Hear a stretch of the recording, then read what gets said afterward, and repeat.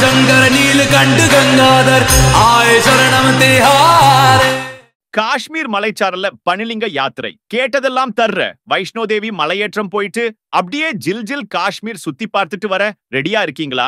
இந்த 2025 வருஷம் ஜூலை 4ஆம் தேதி எங்க குரூப்ல கிளம்ப தயாரா இருங்க.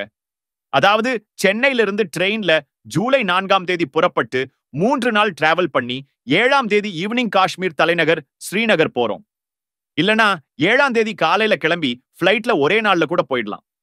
நைட் நல்லா ரெஸ்ட் எடுத்துட்டு 8ஆம் தேதி காலையில புறப்பட்டு காஷ்மீர்ல இருக்கிற குல்மார்க் போய் கொண்டோலா ரைடு ஸ்னோ கேம்ஸ்னு செம்மையா என்ஜாய் பண்ணலாம்.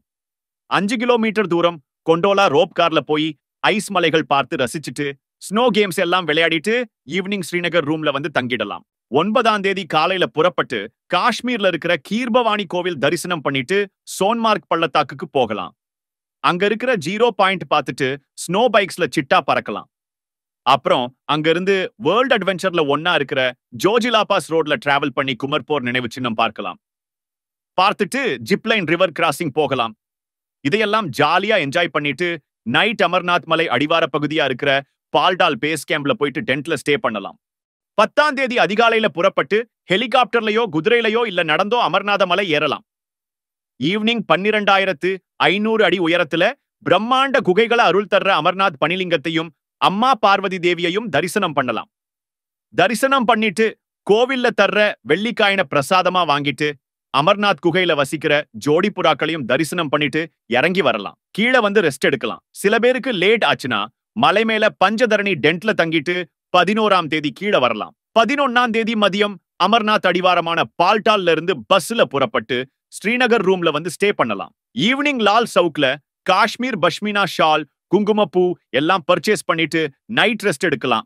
12ஆம் தேதி காலையில ஸ்ரீநகர்ல இருக்கிற சங்கராச்சாரியா மலை ஜேஷ்டா தேவி கோவில் தரிசனம் பண்ணலாம். அதை முடிச்சிட்டு முகல் கார்டன் பாரிமஹல் சுத்தி பார்த்துட்டு ஈவினிங் தால் ஏரியில ஷிகாரா போர்ட்ல ஜாலியா ஒரு ரைடு போயிட்டு வரலாம். 13ஆம் தேதி காலையில ஸ்ரீநகர்ல இருந்து புறப்பட்டு நாள் முழுக்க பஸ் டிராவல் பண்ணி காஷ்மீரத்து மலைப்பாதைகள் சுரங்கங்கள் எல்லாம் பார்த்துக்கிட்டே டிராவல் பண்ணி கட்ராவுக்கு வந்து நைட் ஸ்டே பண்ணலாம். 14ஆம் தேதி காலையில கட்ரா ரூம்ல இருந்து புறப்பட்டு 2 மணி நேரம் பஸ் டிராவல் பண்ணி ஷிவ்கோடி மலை அடிவாரத்துக்கு போறோம்.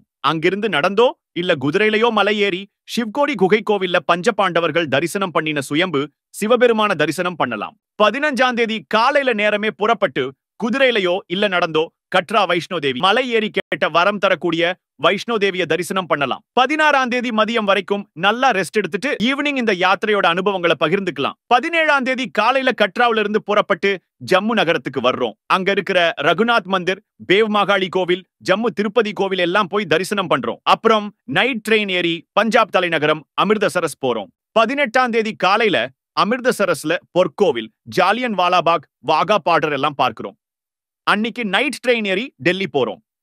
19ஆம் தேதி காலையில டெல்லியில இறங்கி டெல்லி செங்கோட்டை, இந்தியா கேட், குதுப் மினார் எல்லாம் பார்த்துட்டு நைட் சென்னைக்கு ட்ரெயின் ஏறுறோம். 20ஆம் தேதி முழுக்க டிராவல் பண்ணி 21ஆம் தேதி காலையில சென்னை வந்து இறங்குறோம். இந்த டூர்ல பாருங்க, நம்ம தமிழ்நாட்டு சாப்பாடு, குவாலிட்டியான rooms, bus travel, Yatra permit எல்லாமே ஏற்பாடு பண்ணி தர்றோம். இப்படி ஒரு லைஃப் டைம் மறக்க முடியாத ஒரு யாத்திரை போகணும்னா எங்களுக்கு பேசுங்க.